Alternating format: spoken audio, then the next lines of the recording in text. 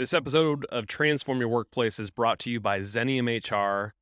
The demands of HR and payroll are endless, and that's why Xenium provides a complete solution for both so you can focus on what you do best, which is growing your organization.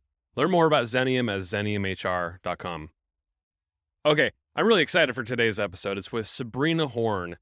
And you know that popular saying, I know you've heard it. The saying is, just fake it till you make it. And is that really a recipe for success? Well, according to Sabrina, faking it till you make it is actually the worst business advice ever. So in this episode of Transform Your Workplace, Sabrina suggests that authenticity is the answer for those wishing to seize business success.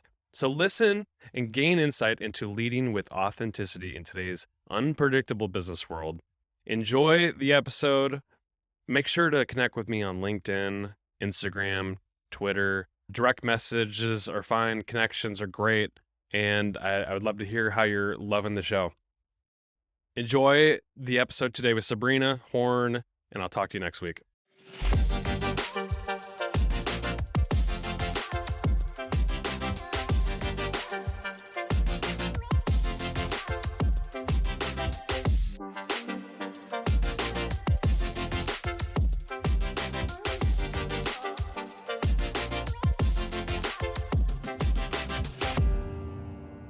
Sabrina, it is a pleasure to have you on Transform Your Workplace. Thanks for coming on the show. Oh, thank you for having me, Brandon. It's great to be here with you today.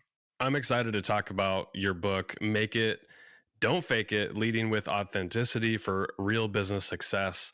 So let's start with this, the big question. What's wrong with the fake it till you make it saying? Because I hear it a lot. A lot of people encourage it. There's a lot of leadership books that even say that. What's your perspective on that saying? Yeah, well, I mean, I'll just head it off right here. Like, I think fake it till you make it is the worst business advice ever. And it started off quite innocently, actually. And, I should say there are some origins in cognitive behavioral therapy for the phrase acting as if you want to exude certain behaviors and practicing them, visualizing things, dressing for success.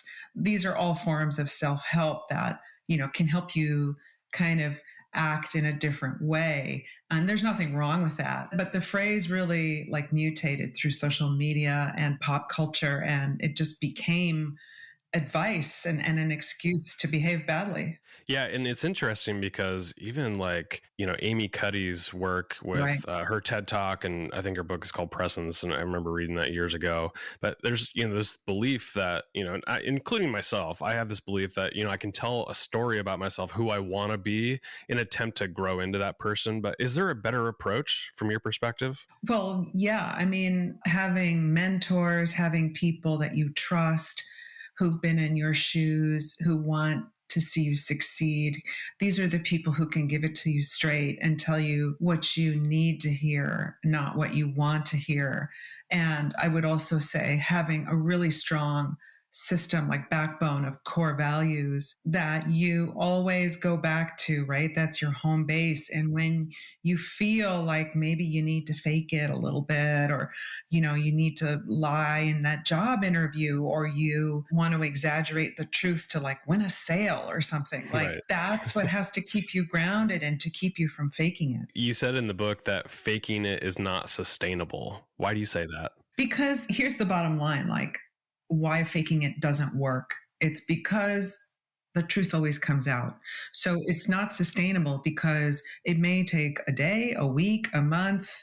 In the case of some other people who are in court right now, like Elizabeth Holmes, it might take Right. it might take a couple years, but the truth always comes out, and you'll be caught, you'll be exposed for your lies or for what you said, your untruths, and it'll set you back and sabotage your success. So whether it's a personal relationship or a business relationship, faking it doesn't help you make it, it helps you fail. A lot of people listening, and even myself to a certain extent, the faking it till you make it, on the surface, for a lot of people, it's probably harmless. They're just like, this is what I want to be, so I'm going to, fake it till I make it and grow into that person. But, what should people be telling themselves instead of that? Is it is there a path that they head down where it's like they fake it till they make it and it snowballs into just flat out lies? Like, what's the spectrum of this?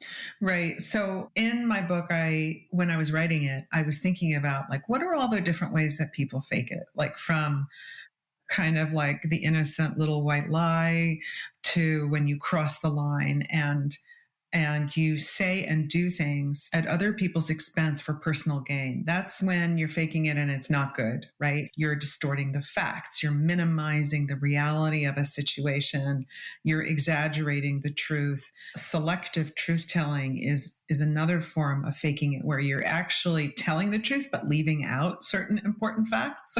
That can be very dangerous, as was the case in the Boeing Max aircraft disaster. Sometimes people fake it and they're not lying, they're just completely overwhelmed. You're in a crisis situation and you just flat out don't know what to do. And so you just like pretend it doesn't exist and hope it goes away. That's faking it too. And then, all the way off the charts into the deep end, we've got jail time for fraud and total deception. Yeah. What you're describing right now, is this the fakeometer graphic? Yes, it's the fakeometer. Yeah, I thought like, well, I've got to put this all on some kind of continuum, and so I created the fakeometer, and it seemed to work well in order to sort of explain to people visually, like, okay, so where am I exactly on this continuum? That's right. Yeah. So it's interesting. You have a background in PR. You built a PR public relations company and very successful at it. What's interesting is that I think a lot of people think, public relations is all about the art of the spin. What do you tell people who think that way? Yeah. So, I mean, that was kind of one of the reasons why I thought my particular perspective, being a PR person, would be kind of unique for this book. You might think, oh, it's kind of interesting to hear a PR person talking about authenticity. So, the truth of the matter is that PR is not really about spin at all. PR actually is all about getting to the truth and peeling back the onion and finding out what really is the baseline here so that you can then find a path forward and navigate to the other side. The old spin doctors put us on the map, make us look larger than life, make us be a hot company to watch. Like that catches up with them eventually, I think is your point. Yeah. I mean, like if I had a nickel, as they say, for every time, an executive or a tech company asked me to do that. But the truth of the matter is we just find what is most compelling about the truth and then differentiate that story from other stories and then tell that story with viable examples and case studies and facts. Yeah. Something that's resonated with me right now, just in your PR background, I'm a huge sports fan. So nothing's worse than seeing somebody on the podium, like getting caught in a lie or some sort of scandal, and they deny it. And the truth eventually comes out. But I feel like the ones who are authentic and actually just own it, tell the background story or whatever they need to do, just make it go away, it eventually dies down and people forget. Yeah. I mean, so like a couple points on that, like, honesty is a really great strategy. Yeah, I think so too. Because it's really a novelty, unfortunately, in the times that we live in. Like, wouldn't you much rather admit telling a mistake and taking your lumps where you need to and making corrections as needed than being caught in a lie? I mean, neither of those two options are great, but you'll recover in a much better fashion and maintain your integrity. And that of all of your employees and your company and your customers, right? And when you admit the truth, people stop poking at you. Then they're satisfied. Okay, so then now what are you going to do about it? Throughout the book, you're pretty open and authentic about your own, business success and the crises that you went through. You even wrote that you faked it plenty of times, I think probably early on in your career. And each time it set you back in some way. Maybe describe to listeners, what sort of things happened where you faked it and how did it set you back and what did you learn from it? Right. Well, I don't think we have enough time on this podcast to cover all those times, but I mean, I'll give you a couple of examples to show you the spectrum. So when I started my business, I was 29 years old. I probably knew enough to be dangerous, had 4 years of job experience. I probably had managed like an intern. Okay, I'd never, like, here I am starting a company and running it, Hiring employees. hiring employees, right? And I thought as a CEO, I have to have all the answers. And so, I'm meeting with clients or I'm talking to an employee and they're going on and on about something or asking me a question. And so I like made up the answer or pretended I knew what the person was talking about. When in fact, I should have just said, you know what, that's a really interesting thing you're bringing up. Can you tell me more? Or saying, you know what, I'm not really sure about that at this moment. Let me go figure that out and I'll get back to you in a couple of hours and we'll figure out the game plan going forward. Like that would have been so much more productive and I would have established so much more credibility, right, with those different people than what actually happened was people watching me basically lie and make something up that I then had to kind of backtrack on and then come up with another story to sort of course correct that once I actually did have the answer. Those are small examples, but they can spread because, if I do it, then why wouldn't my employees do it too, right? Yeah, it seems like it would infect the culture in a negative way. Totally. So that's one example. A worse example was during the internet bubble of 2000, 2001 when it burst. Business was basically like vaporizing overnight. And I was also 8 months pregnant with my second daughter. And I did not want to deal with this. I had worked so hard to build up my firm and we had great clients. We were making good money. We had a great reputation. And I just literally stuck my head in the sand and wanted to pretend that it would all just get better the next day. And of course it didn't, right? It kept getting worse and worse until finally one of my financial advisors said, Sabrina, for the privilege of sitting in this chair, you have to be responsible for the financial health of this business. You need to do a layoff because you don't have the revenue anymore, right? You've got to right size your ship. And if you don't, you could lose it all. So that was a huge wake up call for me. And I paid a price. I faked it, right? I pretended, I hoped to whatever. Hope is not a strategy. Yeah. And, I paid a price for that because I had to make deeper cuts than if I had made the decision sooner. And I lost credibility, I think, with some members of my team. It's interesting, you telling the stories and just reading your book and even trying to understand the why behind a lot of this. Like, why do people fake it? Like, if you could look back in those moments where you did fake it, it wasn't out of ill intent. I mean, it didn't sound like it. I mean, maybe if you just kept lie after lie, it becomes ill intent at some point. But if you could look from a 30,000 foot view, why do people fake it? What's the answer to that? There are two reasons why. One is because it's hard to face the truth sometimes, right? Like, if you're in a crisis situation like I was facing, having to do something horrible, laying off my people, or potentially embarrassing myself in front of a client by not having an answer, right? It's hard to face that, the harsh truths of reality. And so what do we do instead? We don't want to face it, so we fake it. And the second reason is because many times we also feel insecure, right? We may feel like we're undeserving of our success, like what happens when you have imposter syndrome and you fake it, or, somebody is putting you up on a pedestal, right? And you feel like, oh my God, like I'm not the person they think I am. I have to be who they think I am. And it's all kind of based on an insecurity and a lack of confidence. So those are the two reasons why. Yeah, I'm really glad you brought up the imposter syndrome thing because I hear this a lot. I mean, in a lot of ways, I feel like I battle it every once in a while. Like, other people are going to figure me out. I imagine as you're building your business, you battled imposter syndrome a lot. What's the solution for getting out of that feeling? So we're talking about integrity here. So the honest truth of it is I never felt like I had imposter syndrome while I was running my company. I mean, I had like little moments and I would catch myself, but I really suffered from it when I sold my company. And I was suddenly, after 24 years working inside another company, right, that had bought mine. And these people who bought my company, they thought I would walk in the room and the show would start, right? Yeah. And there were moments where in a sales meeting, I couldn't complete an English sentence to introduce myself. It really rattled my cage and it shook my confidence. And ultimately, I worked hard over about a period of a year to kind of deal with that.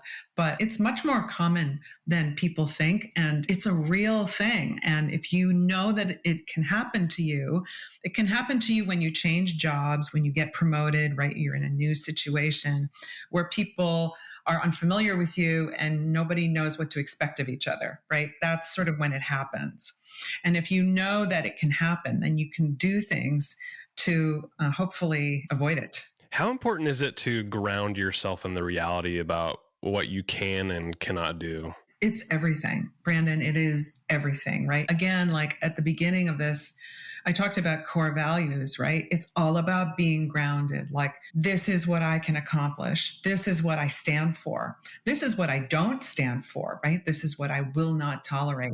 This is how we're going to treat customers. This is how we're going to treat each other as human beings. That is so important, especially now in this sort of still pandemic, post pandemic world that we live in, right? It is absolutely essential to have that sort of sit down meeting with yourself, maybe once a year, maybe a couple times a year with your leadership team. Like, are we holding true to our values? Like, when we mess up, what went wrong there? And how can we get back in alignment with them? You could either speak generally about this or even about yourself personally, but when you make it, like you sold your business, does it ever really feel like you've arrived, or are you still always chasing like this next better version of yourself? Yeah, that's an interesting question. I mean, certainly selling your business is part of the American dream, right? To have done that successfully and to land the bird, that you've been flying for so long at the right airport and get to the right gate, and I mean,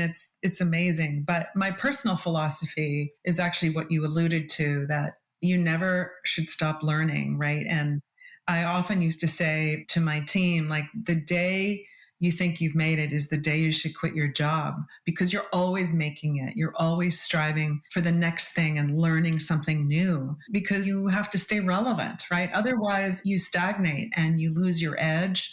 And frankly, you become fairly boring. Yeah, that's very true. We've been talking about this at the individual level, but I know this applies to organizations and brands. You said some interesting things about, like, if organizations and brands aren't, stuck in the reality of what they are, or even are grounded in values, they're at risk of being commoditized. Talk about that a little bit. Well, in terms of like a brand, right, it depends upon what kind of business you're in. There's so many things today that can be commoditized, and commoditization is also a form of branding. But you still stand, as any kind of company, you stand for a few things, right? Whether you're a distributor or you make furniture or you make laptops or whatever it is, you still stand for certain things, and how you treat your customers, how responsive you are, your public face to the world, to your investors or shareholders, if you're a publicly traded company. Like, nobody is above that. And I don't care what business you're in, those things still value externally as well as internally, in terms of how you treat your people, right? There's so many examples today of companies that are not treating their employees properly. It seems like there's another company every day of the week that's being put out there for doing that. And that's part of your brand too. And a lot of leadership teams seem to forget about that. Yeah, I think what's interesting about the current environment we're in, which is like, the great resignation or the big quit era where, employees are leaving, I think it's a big opportunity for organizations to be authentic and, stay grounded in who they are and what they value, because I think that attracts a certain type of person, wouldn't you think? Yes, it does. I have two things I want to say about that. I actually think when we say the great resignation, we're not being complete in how we talk about that. It's not that people are just leaving. Right. Like, well, where are they going? Like, are they like they need money. People need income. So they're They're going going somewhere. Yeah, they're leaving the company for Right. maybe the grass is greener on the other side, or they think so. Yeah. So, I call it the great reshuffle, actually. Or Yeah, that's a better way to put it. I'll start using that. okay. Yeah, you can use it. The great reshuffle or the great blender. I also use that phrase, but yes, it is a great opportunity for companies to attract great talent. But here's the thing, you can't strap on authenticity if you aren't authentic, Right. Yeah. right? You can't suddenly decide you're going to have an empathetic culture and it's not, it's like a veneer, right? It's not, it has to be visceral within your culture and your business processes.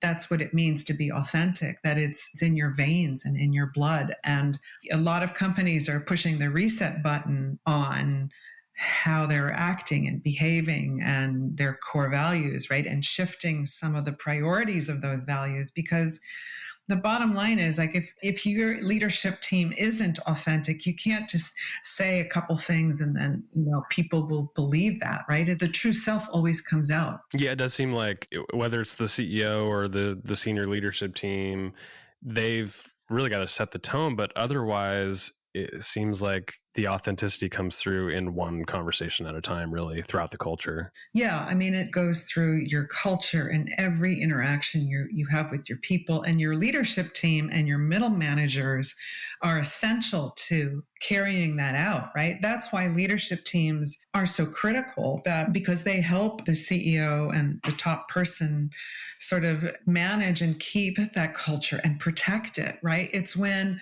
okay, we've all made bad hires, right? And those people either will self-select out or they'll rapidly be identified as not really being a good fit, because in fact the culture is so strong. And that's why, again, those core values like really protect a company, and they'll see you through tough times. It's essential. How does resilience keep us from faking it? You talk about this in your book, and I love this section. So, resilience has many different definitions, but I see it as essentially the strength to rebound from tough times. And I did write in my book, I don't know if this is the section you're referring to, but if you're a leader, you will often lose more often than you want to. And how you rebound from loss and are resilient in those situations says everything about you as a leader.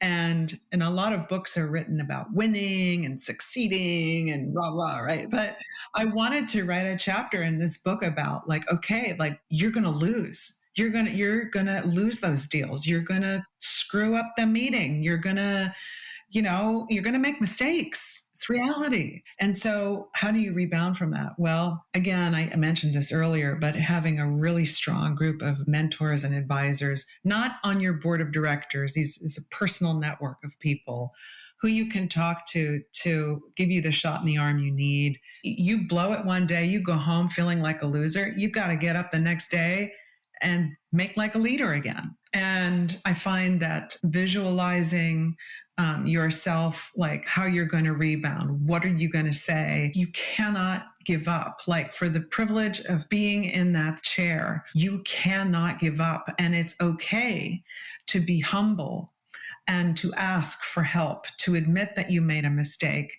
What that does, it's magic. I think humility is one of the most underrated superpowers of leadership, because if you can admit a mistake, it actually shows confidence and it levels the playing field for others and makes them feel safe to do the same thing. And what do you have then? You have a culture that doesn't tolerate politics, that's very innovative, where people feel safe. And that is essential to rebounding from loss and being resilient. Yeah. What's a good approach for leaders during a crisis? I'm thinking even during COVID, everything wasn't going perfectly for a lot of companies out there. And what's the approach that you would recommend leaders take in a situation like that, and when it comes to either behaviors or how they communicate with their employees about the reality? Yeah. So, I mean, there are many different ways that you can deal with a crisis. Every crisis has three elements: fear, uncertainty, and doubt. It's called the FUD factor. And if you're a leader, right, those are tough times to be navigating some choppy waters. And I would recommend a few things. First of all, the worst time to develop a crisis plan is when you're in a crisis. It's reactive. Because everything's coming, and you're just reactive, right? You don't have time to think. And so immediately you're behind the eight ball. You've got to develop different crisis plans for the unthinkable. Certainly, who thought a global pandemic would ever affect us? So, you've got to think about, like, a global cyber attack. You've got to think about acts of God, like a horrible earthquake or another Hurricane Sandy kind of event, right? How will your business continue to function in some capacity? And putting those crisis plans in place and reevaluating them every 6 months or year is essential to being able to lead through a crisis rather than responding to everything. Next, I would recommend contingency planning. So there are different phases of crises. As you're coming out of a crisis, right, everything's still changing and kind of unraveling and unfolding. It's like a moving target. And so you want to have lots of different arrows in your quiver. Okay, next week, if this happens, we're going to do this. If that happens, we're going to do that. So at any given moment, you can hope for the best, but you have a plan for the worst. And somehow in the middle, you can kind of straddle those two ends of the spectrum and move forward. The other thing I would say in any sort of tough period, as a leader, communication is so essential. If you're not a good communicator, then you need to learn how to become one or have a great person to be your spokesperson and be able to communicate honest, truthful, and difficult messages. And the last thing I would say on that note, right, in communicating in difficult times is to do it often and frequently. You cannot tell somebody once that, here's the plan. Like, people are afraid. They need to hear things multiple times through multiple different channels. And it's just like, say you're waiting for your plane at the gate and it's not there yet, right? You want the little woman behind the counter, right? You want it like, where's the plane, right? And you don't want to wait half an hour for the next update, right? So even if the update is the same, you want to hear it. That's the interesting thing for leaders. I think they often don't communicate because they're like, oh, I have nothing new to say. Like, what? It doesn't matter. It's going to look like I don't know. Yeah, I agree with you. It doesn't matter. Even if you have to repeat the same thing, it still provides reassurance. It makes you feel safe. It makes you feel like, okay, this is my marker. This is where we're at. And tomorrow, hopefully we'll have more news to share. And if you don't have more news to share, then you say that. But saying nothing is the worst thing you can do. Yeah. So a lot of us have, either individuals or as organizations, we oftentimes have goals and objectives that we're trying to reach. In the book, you suggested that people should really start creating near-term outlooks and guides that will get them going towards their goals and objectives. How does this practice help people stay on track and true to who they are? Yeah, so it's kind of what I call airtight management. You don't want to have any cracks or any chinks in the armor, right? You want it to be airtight. The lid on that jar needs to be tight. And the way that you can manage through different plans and achieve your goals is by always looking at, okay, like, what's the long-term goal? Like, what does success look like? A year from now, where do I want to be? And then work your way back to today. And you want to always have a near-term view where you're looking down the hood, like, what do I need to do this week, this month? But not at the expense of looking down the road and across the street for the hazards and opportunities that might get in your way, or maybe things you want to capitalize on, right? So it's always this sort of toggle between taking a long-term view and a short-term view, and then always like readjusting, realigning, course correcting, right? You have to be tireless and relentless about it. But if you are, right, then you can avoid those obstacles that are going to take time, and you're going to, have to clean up after yourself. The shortest distance between 2 points is a straight line. So find the straight line. Sabrina, this has been such a fun conversation. I've really enjoyed it. I really enjoyed the book as well. And it's got 78 reviews on Amazon, so it's doing well. I think it hit number 1 on the business ethics ranking. So congratulations on that. I hope people take the time to check it out, read it if they get a chance. Where can people learn more about you, the book, anything that you'd want to share with people before we leave? Oh, sure. Anybody can find me on my website. It's www.sabrinahorn.com. There is a page on my website. It's sabrinahorn.com/book. So you can find out more about the book and where to buy it. Of course, I'm sure Amazon would be happy to sell you a copy, but there are many other online retailers who are carrying my book. And you can find me on LinkedIn, on Twitter and Instagram at Sabrina Horn. Sabrina Horn, Thank you so much for being part of the podcast. It's been such a pleasure. Yeah, thank you, Brandon. I had a blast. Thank you so much for having me today.